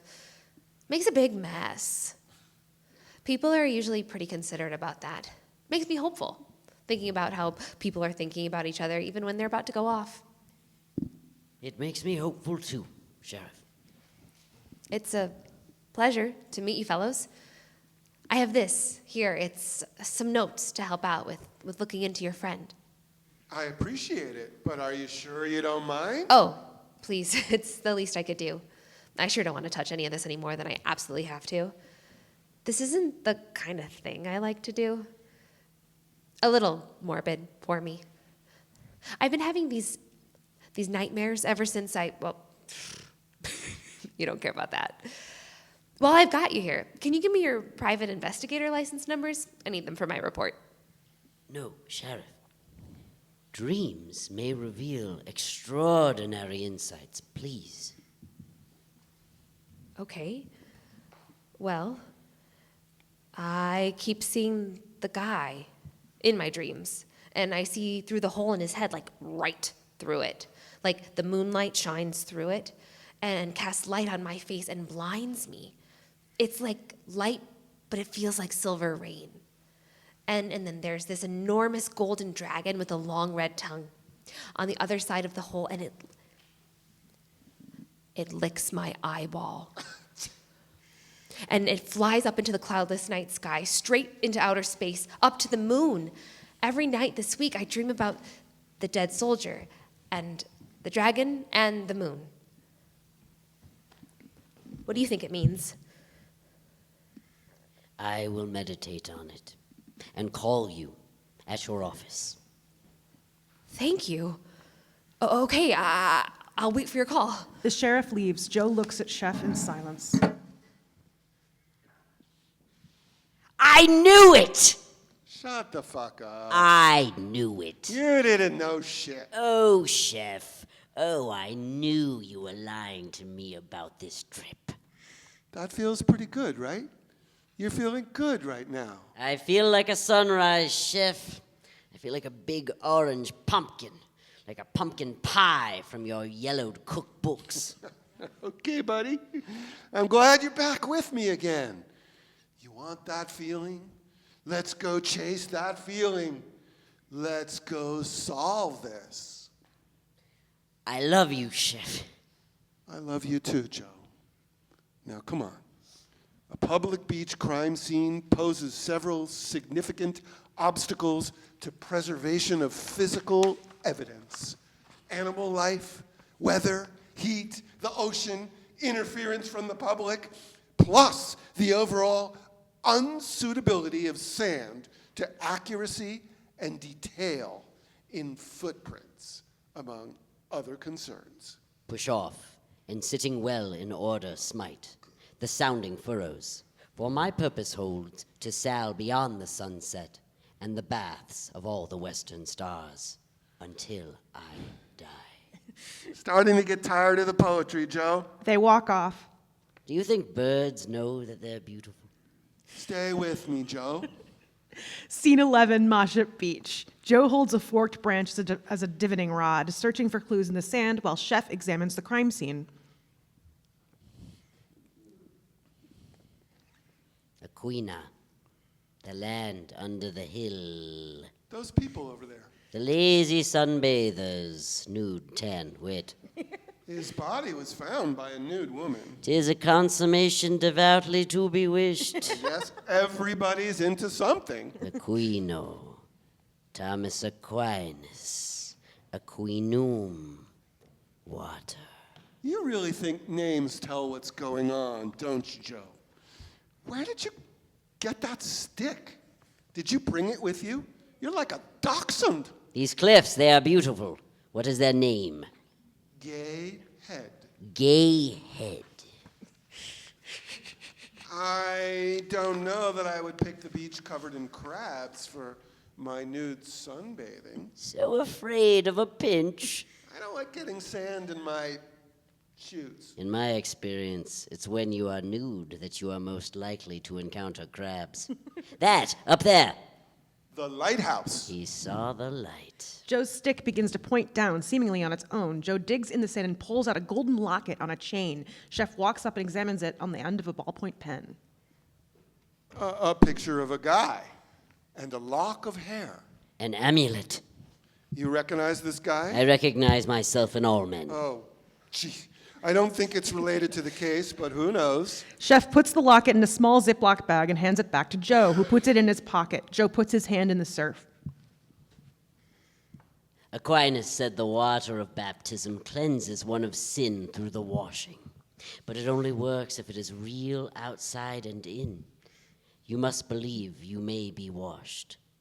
When the words are added, the element, the water, becomes a sacrament, not in the element itself, but in man, to whom the element is applied by being used in washing him. The water is only part. We need the words. No suicide note was found at the scene. It's not clear whether he was staying on the island. He's not registered by name at any of the places they checked. He may have been staying with friends, or he might have come straight from the ferry like us. Beretta M9 found in the bushes up there on top of the cliff. Looks like it was his issued sidearm.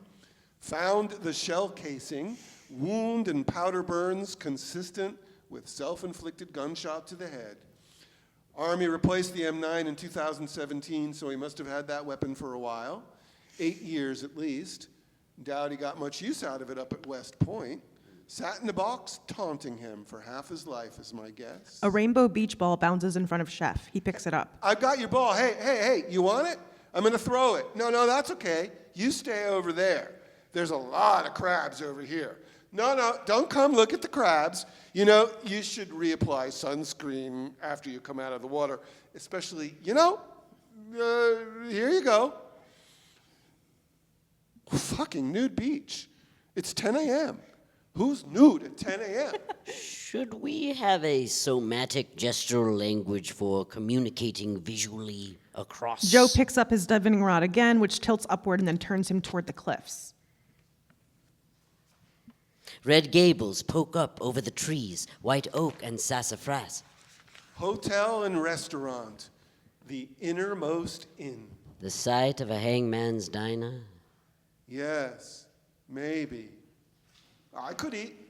Scene 12, the innermost inn bar. A bartender does his side work. Sylvia Zuckerman sits in a bar stool at the bar, drinking a glass of white wine with ice cubes, watching TV. The film Zoo Warriors from the Magic Mountain plays silently on a screen above the bar. Chef and Joe enter and sit at the bar. Bartender gives them menus. Every Day is Like Sunday by Morrissey plays softly in the bar.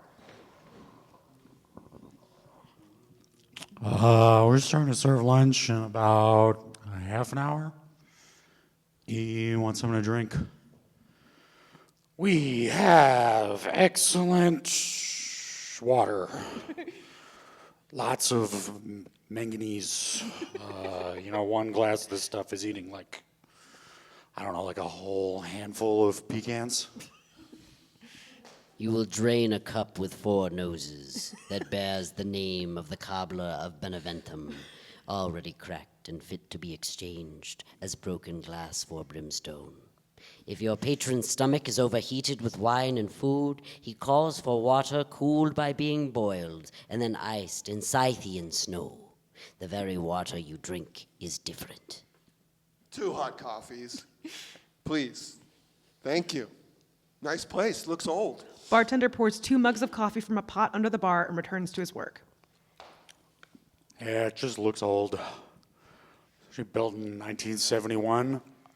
The original owners are still around.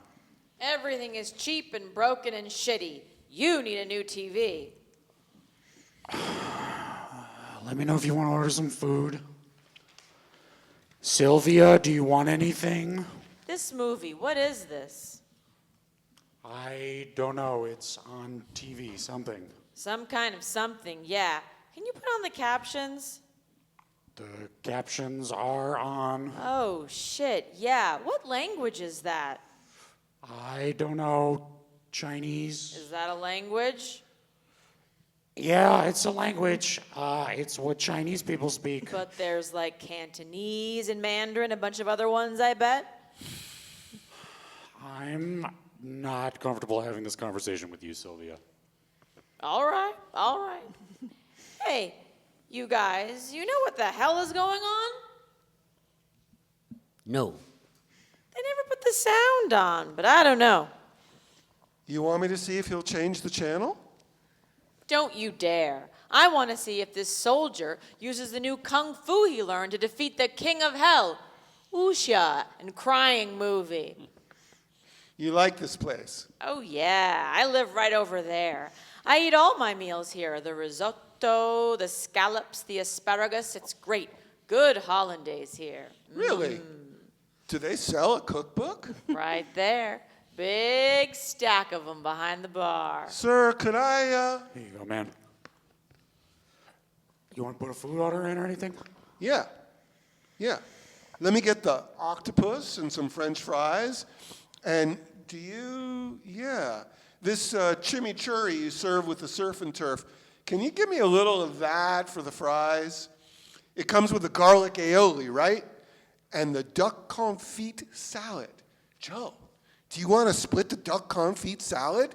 Mangoes and stuff? I am not hungry. That ought to do it. Thank you, sir. Big appetite on you. Oh, we've been running around all morning. We're looking for our friend. He might have been here about a week ago. Joe, you got that picture? Joe produces the photograph and hands it to Sylvia, who hands it back. Soldier. Yeah. He ate dinner in here for like a week, but I haven't seen him in a while. You talked to him? I talk to him every night. He knows a lot of stuff. Real smart guy. Good looking, too. He tell you what he was doing down here? I don't think he wanted to talk about that. Seemed really lonely and sad. He said he got divorced. He was taking it pretty bad. Sat there drinking his mint tea every night. Face like this. Mint tea is delicious and soothing. It was like sitting next to the spit basin at the dentist. I kept offering to buy him a peppermint schnapps or a creme de menthe or a Girl Scout cookie shot to put in it, but some people, don't like to have a good time. So, what did you talk about? We watched these dumb movies together. His girlfriend gave him a book on tantric sex. He said it was mostly pictures, and he was frustrated because he thought it was supposed to be this spiritual healing practice. Tantra is a powerful tool for pursuing liberation from psychic chains. The fluids produced in acts of love described in the sutra hold mystic healing energy. Is that right, sweetheart? One must exercise caution. These practices have been associated in literature with spontaneous human combustion. I don't know about spontaneous, but we could make something happen in about 15 minutes if you ditched your friend here. I got some war stories to tell you about this bar, about the piece of shit men on this island, children. The older they are, the more they act like little kids with their dicks in their hands. Did you make any memories with our friend? Any war stories with him? He told me about the war. Sounds like it sucked. He mentioned doing anything he wasn't proud of? He told me he didn't remember. He told me he didn't remember much from the war. Thank you. I found that hard to believe because he remembered so much about everything else. Once he was nearly blown up. I remember how he described it because it was so beautiful, I guess. It's okay for things to be beautiful. He was in front of this church or mosque or A shrine. a shrine. He was thrown through the air by an explosion, and when he woke up, he was on the ground. He had blood in his eyes. He looked up and he saw the bullets flying over his head through the minaret.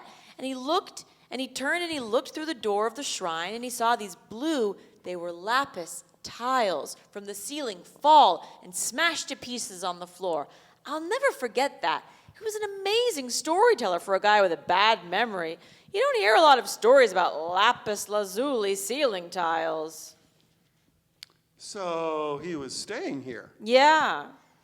You give off real cop vibes. Anyone ever tell you that? Big police energy coming off you. I know. It's exhausting. I cannot tolerate police. When I see a copper, acid builds up in my throat, my skull pounds, my back teeth grind like a grist mill. I am so sorry that we are impinging upon your morning and distracting you from your film. When I get worked up like this, I like to have a clove cigarette. Would you like one? Take one for later. They taste better at night. For now, I'm worried about my friend. Joe gives Sylvia a clove cigarette, which she stashes behind her ear. I was worried about him the night he left. He said he wasn't coming back, but the room was paid through the end of the month. Like I said, I live over there. I don't need a hotel room. But he gave me his key card. I thought he was coming on to me. Finally. Spent a week trying to see that holy soldier dick. I think he was worried that I was drunk. There are rules, apparently. Save me from the fucking white knights. I was drunk, but he didn't need to be worried. I live right over there. He told me to sleep it off. Like I'm about to eat shit walking on the cobblestones between here and my house. Men think so little of women. It's here. Here you go. If you're gonna stay, the breakfast is great. Top floor. But he's not there. He left like a week ago, maybe. Something like that. I don't know, but he left. He was waiting for somebody. Got sick of waiting, I guess. He left. She paid for the room ahead of time for the whole month, so it's just sitting up there. Maybe he'll come back.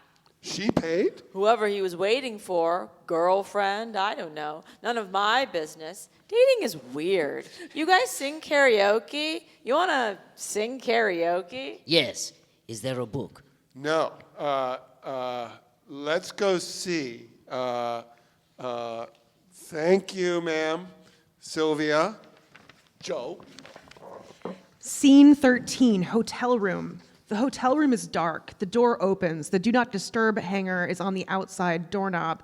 Joe and Chef enter. Chef turns on the light. The room remains dark. Joe, will you walk over to the lamp by the window and turn it on? Joe feels his way through the dark to the lamp and turns it on, illuminating the room. The lamp sits on a desk with a chair by the window.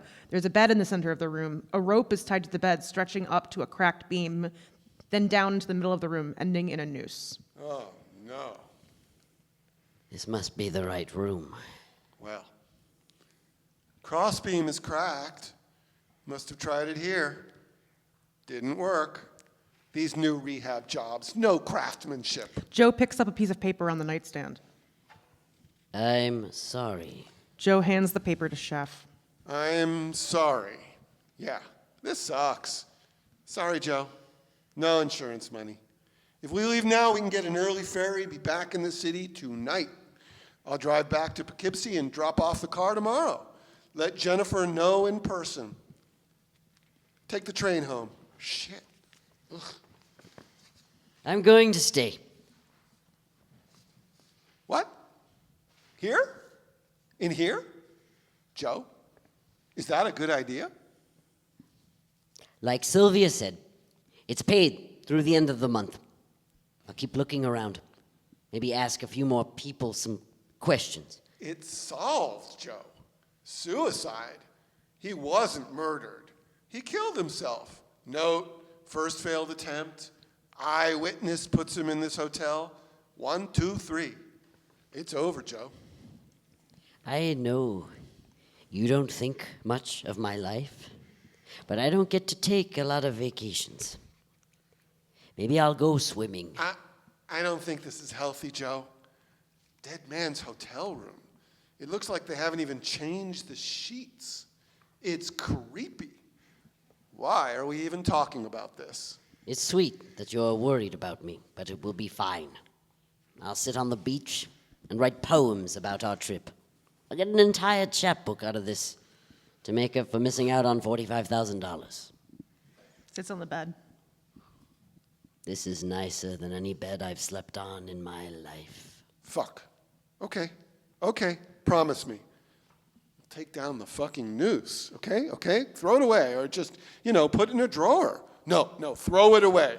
Put it in the laundry bag and put it in the dumpster behind the hotel. Just get rid of it. I'll go home and come get you in what? A week? Yeah, a week. A week. Okay. Enjoy your vacation. Play canasta with Sylvia. I'll bring your bag in and leave it downstairs with the concierge. See you next week, Joe. Next week, Chef. They hug and Chef leaves, closing the door. Joe picks up the pen and the empty notepad on the desk. He sits at the desk and tries to write. He cannot write. He looks out the window. He opens the window, feels the warm breeze, and closes the window. He turns and looks at the noose. He opens the mini fridge and takes out a small bottle of water, opens it, drinks, and puts it on the nightstand. He takes off his shoes and sits on the bed. He turns on the television and watches a little of a baseball game, then an old movie. He turns off the television. He pulls a small book out of his jacket pocket and reads a poem. This poem can be a different poem by a different author each night, or this poem.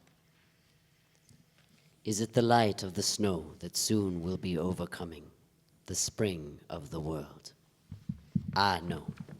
The light is the whiteness of all the wings of the angels, as pure as the lily born with the white sun.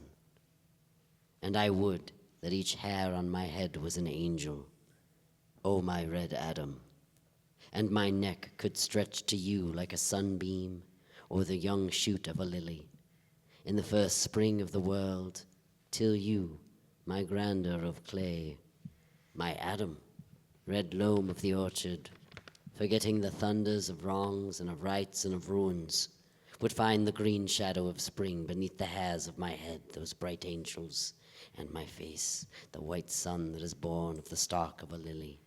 Come back from the underworld, bringing light to the lonely, till the people in islands of loneliness cry to the other islands, forgetting the wars of men and of angels, the new fall of men. The door opens and Lindsay Davis enters with luggage.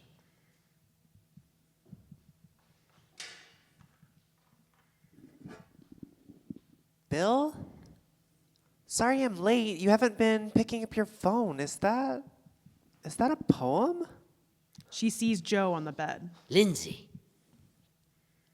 Joe Ranono? Do you know Bill? I didn't think you knew Bill. Is Karen here? What are you doing on Martha's Vineyard? Is that a noose? Where's Bill? Why are you in my room? Is this my room? This is my room. I always take this room. My key opened the door. This is definitively my room. God, Joe, why is there a noose? You know you're loved, right? Do you want me to call someone? Lindsay. Oh my God, you were fucking him. How dare you? I think you should leave. I can see that you're going through something very difficult right now, but you should go before Bill gets back. Lindsay. Joe. Lindsay, Bill is dead. He killed himself almost a week ago now. That's a really mean joke, Joe. No, Lindsay. I'm calling him. Lindsay calls on her cell phone. A phone attached to a cell phone charger on the nightstand rings. Lindsay hangs up. Joe, what's going on? You know that I do divorce cases. Oh, okay. Jennifer sent you. Well, nice timing, dumbass. His divorce has been finalized for nearly a month now. Yeah, I was sleeping with him, but you can't blackmail me because I'm bringing the papers to my husband as soon as Bill and I get back from the vineyard. We have this place through the end of the month, and we're going to enjoy ourselves. I'm going to stretch out on that nude beach, drink iced kombucha daiquiris, and sing karaoke downstairs with Sylvia. And he's not getting a dime out of me because I don't have any assets. So there. God, you're stressing me out, Joe. I am on vacation. That asshole. Why did he leave his phone here anyways? No wonder he isn't texting me back. Is he downstairs? Is he mad at me? Did he say he was mad at me? Lindsay, come, sit down. Joe, just get out of here. Joe takes the photograph of Bill from his jacket pocket and shows it to Lindsay. Why do you have that?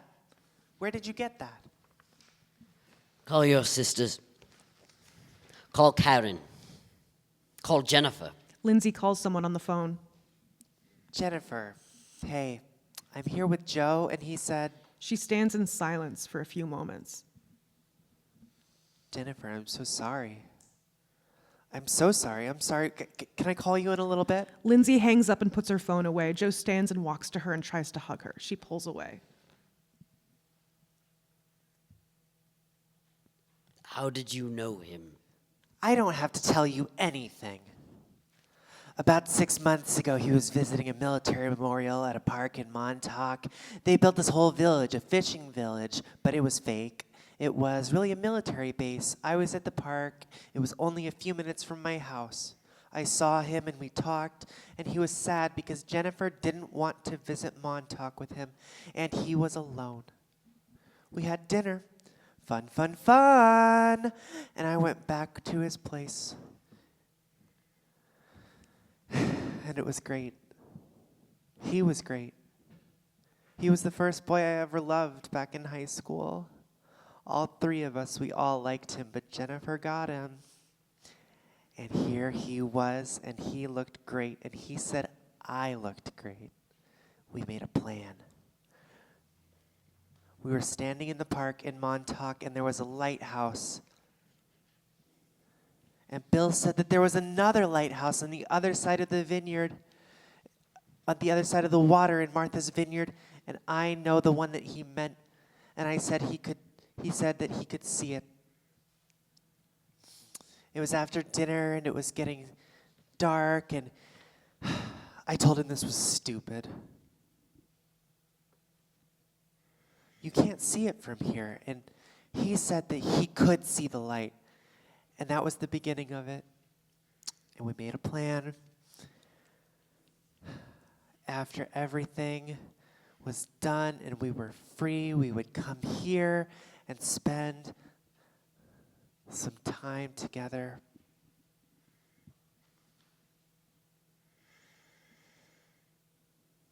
We would look west and try to see the other lighthouse here. But my husband, he dislocated his shoulder.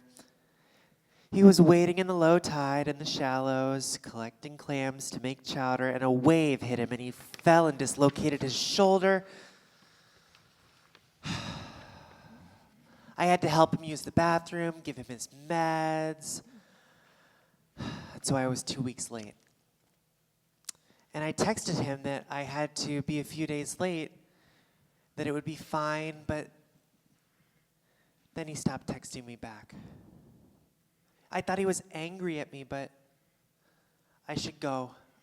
I should go home. I'm going to go home, okay? Just don't tell Jennifer or Karen. Don't tell anybody any of that.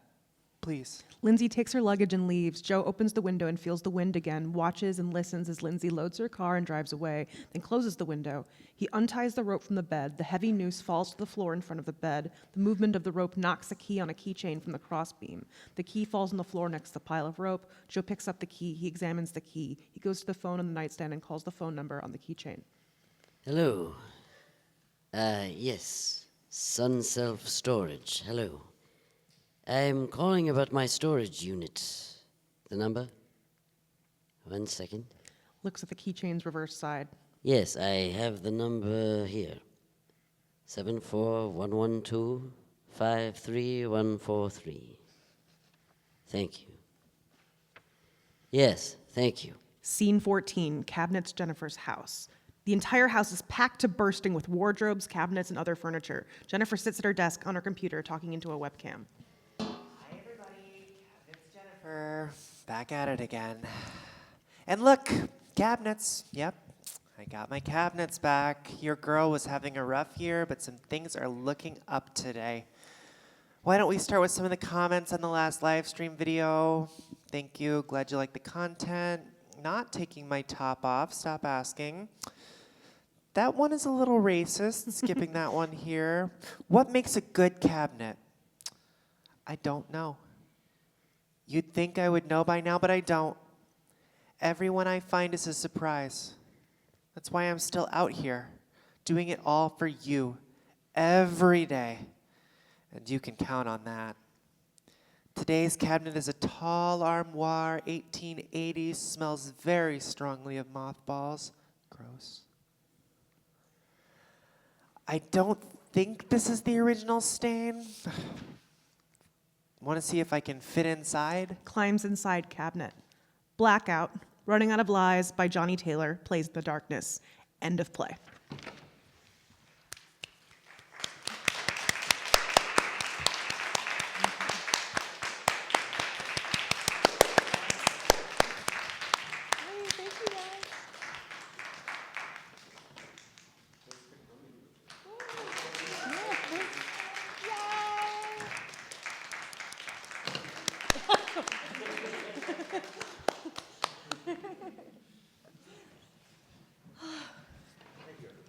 Feedback can be delivered to anyone you want.